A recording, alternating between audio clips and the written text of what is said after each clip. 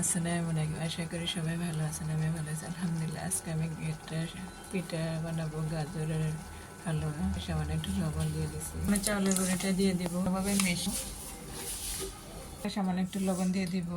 কুসুম গরম পানি নিচ্ছি, আমি একটা ডো তৈরি করে নিব, হাত দিয়ে মেখে নিব, করে একটু একটু পানি দিয়ে গুলে নিব। আমার ডোটা হয়ে গেছে। এটা হচ্ছে ময়দা দিয়ে, এটা হচ্ছে চাউলের গুঁড়ি দিয়ে, গাজর দিয়ে আমি নাস্তাগুলো বানাই নিব। চাকনি দিয়ে এভাবে বানাই নিব সব। আমি এরকম করে বানাই। কিছুটা সাবু দিয়ে দিলাম, সাথে দিয়ে দিব আমার পিঠাগুলো সবগুলো পানির মধ্যে দিয়ে দিব, এক এক করে দিয়ে দিব।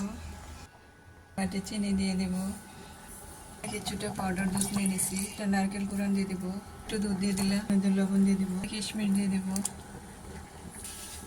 এরকম করে আমি বাকিটাও বানাই নিব, সবগুলো বানাই ইয়ে করে এরকম করে ময়দা দিয়ে এগুলো বানাই দিলাম, দুধ দিয়ে দিলাম, পাউডার দুধ, চিনি দিয়ে দিলাম, তাতা দিয়ে দিলাম। নাস্তাটা বানাইছিলাম, এখন খাবো। এটা হচ্ছে গাজরের হালুয়া, আর একটা হচ্ছে গাজর সারা রান্না করছি। আরেকটা নাস্তা গাজরের হালুয়া, এই পিঠা। এই পর্যন্ত। আসসালামু আলাইকুম। বানাই নিব এখন এরকম করে সবগুলো সবগুলো বানাই নিব। এগুলো এরকম করে বানাই, ভালো বেশি গেছে, সবগুলো দিয়ে দিব।